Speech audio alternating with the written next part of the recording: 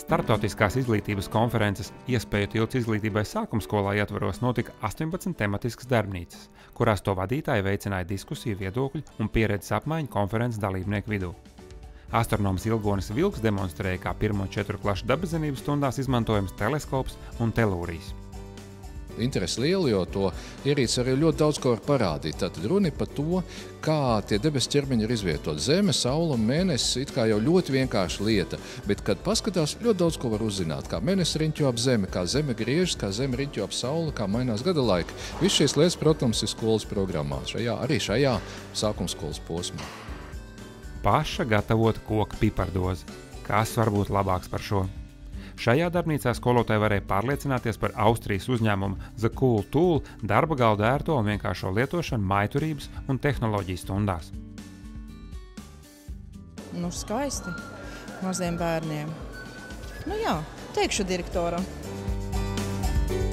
Lai uzlabotu 4 līdz 11 gadus vecu bērnu izpratni par drošību un veselību, Valsts izglītības satura centrs sadarbībā ar Bērnu Kliniskās universitātes slimnīcas mediķiem ir izstrādājis atbalsta materiālu bērnu vecākiem un skolotājiem – vesels un drošs.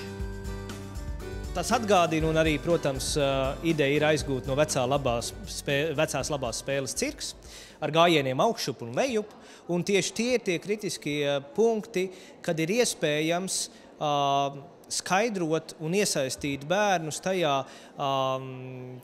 kādēļ viņi, piemēram, nedroši uzvedoties, nonāk spēlē zemāk, vai arī, ja viņi izvēlas drošu un veselīgu rīcību, kā viņi var pakāpties augstāk un uzvarēt.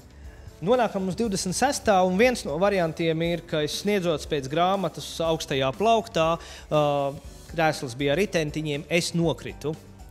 Un ir lieliski iespēja gan runāt par to, vai vispār bērni ir ievērojuši to, ka ir dažāda veida krēsli ar un bez ritentiņiem, cik tie ir droši, kāds ir labums no tā, ka ir tie ritentiņi, jo visās lietās ir gan labās, gan sliktās puses. Ļoti interesanti šī jaunā spēle drošībai, ko pat prezentēja.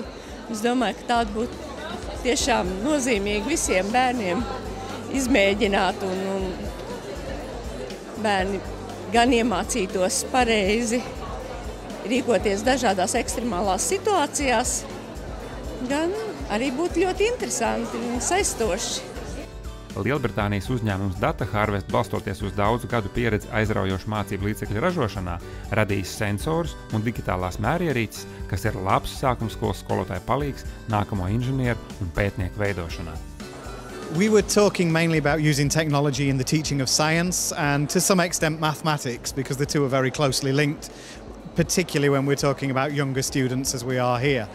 So it's using technology to capture data, things like temperature, light and sound as part of a science experiment, and then to draw that graph on the computer screen and allow the students to spend their time analysing that data.